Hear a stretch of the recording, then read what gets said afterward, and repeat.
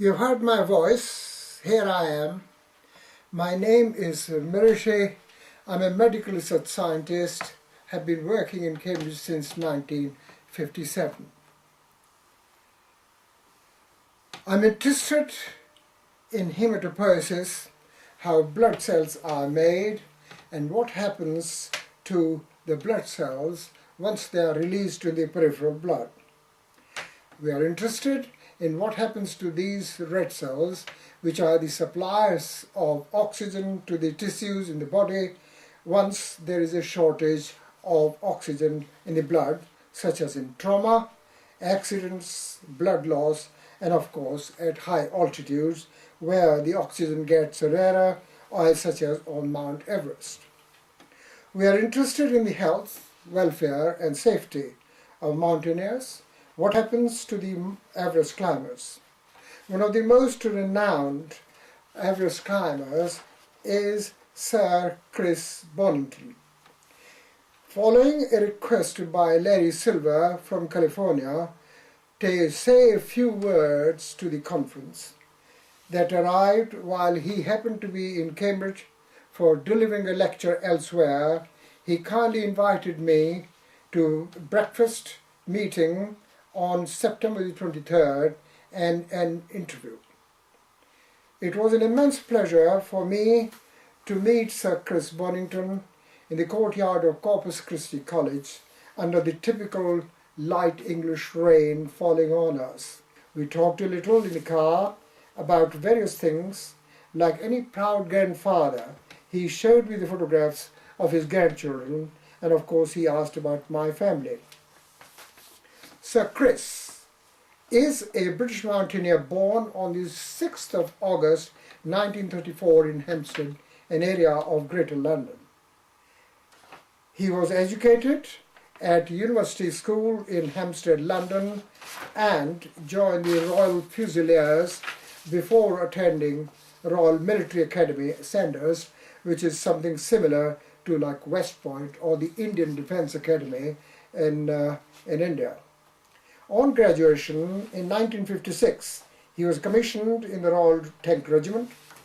After 3 years in northern Germany, he spent 2 years at the Army Outward Bound School as a mountaineering instructor. His career has included 19 expeditions to the Himalayas, including 4 to Mount Everest, and Chris Bonington was a part of the party that made the first British ascent of the southwest pillar of Aiguille du Prou in 1958, and the first ascent of the centre pillar of Fresnes on the south side of Mont Blanc in 1966, with Don Williams, Ian Clough and Jan Dugos. In 1966,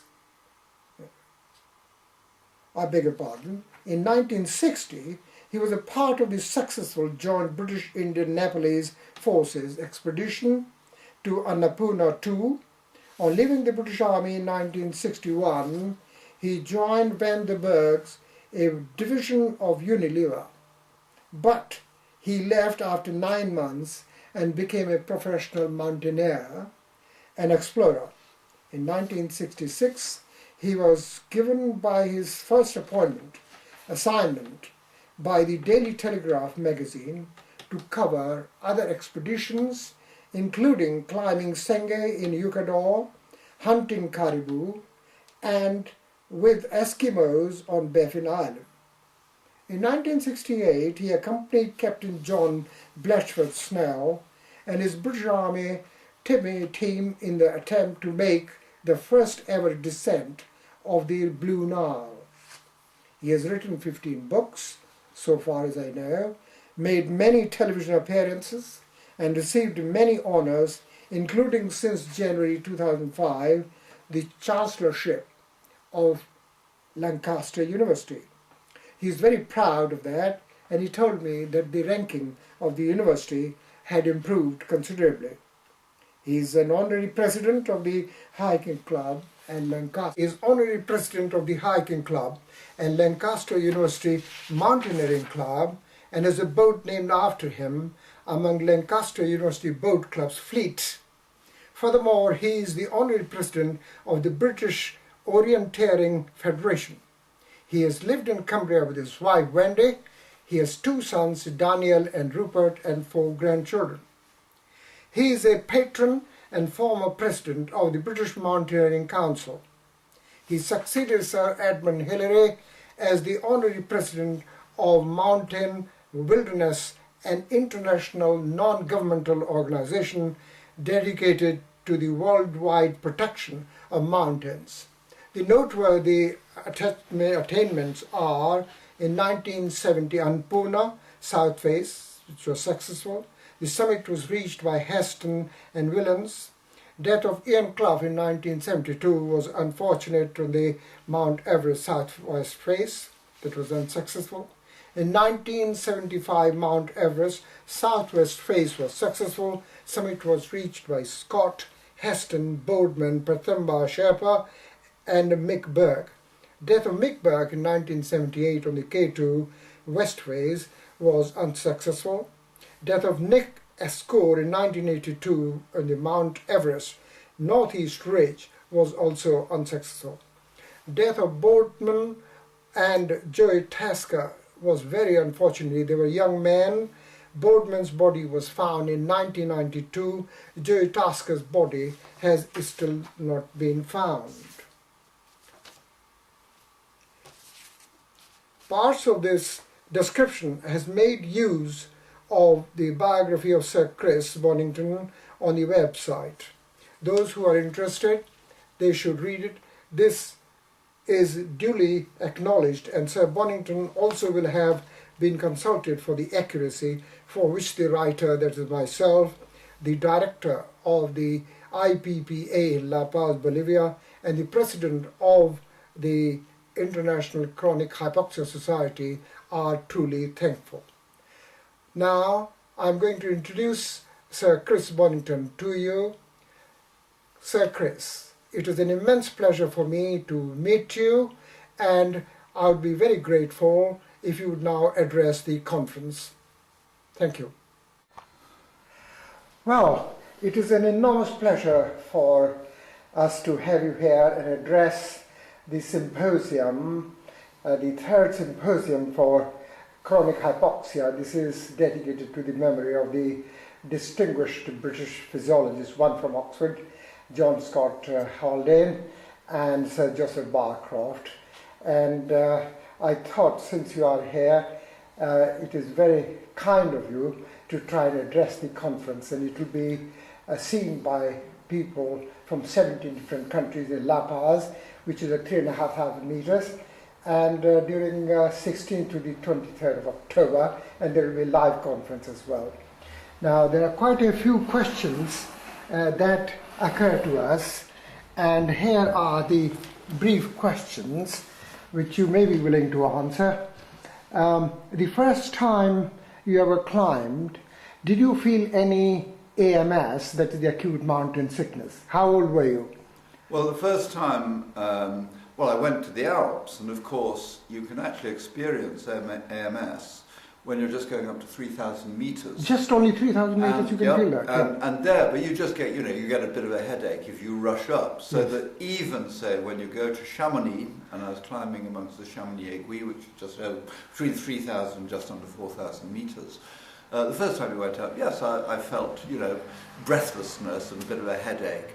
And the thing to do is to take it steady and easy and to acclimatise. How long did you acclimatise for? Just for a few days. The first day we felt a bit breathless, and then we went back down to Chamonix, which of course is only about 300 metres above sea level. And then very quickly we became acclimatised. Now, my first trip to the Himalayas was in 1960, so I was 26 at the time, and that was for a mountain called Annapurna II, which is just a shade under 8,000 meters.